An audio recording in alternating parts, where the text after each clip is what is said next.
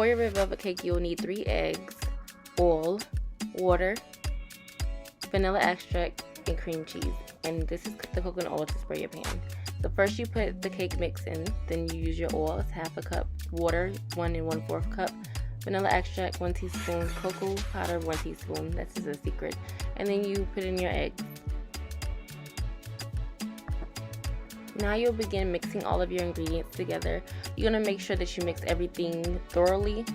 You know, you don't want some eggs half mixed and the other eggs not mixed. So just make sure you mix everything together, of course.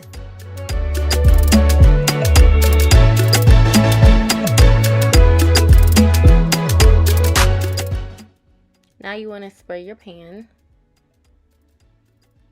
Once you spray your pan, you want to add the cake mix.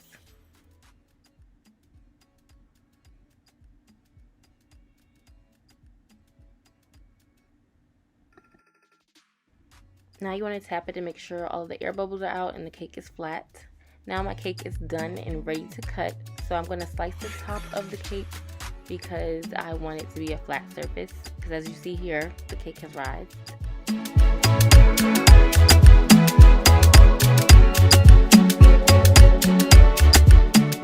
So I didn't cut the cake perfectly. You know, it's okay. Nothing's perfect. So I just go in and try to cut it better and fix it. But honestly, this doesn't have to be perfect because people are still going to eat it. But just take your time when you're cutting it. That's my best advice for this step.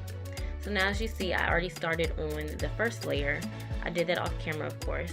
So now I'm doing the second layer on camera. And what you want to do is get the icing. I use the vanilla for this layer, and I use cream cheese for the second layer. So you just begin to spread the icing across the cake.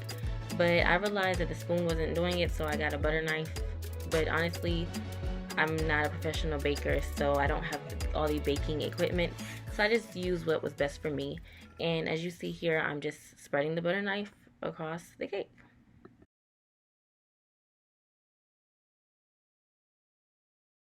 Happy Mother's Day cake. So this is how the cake turned out, you guys.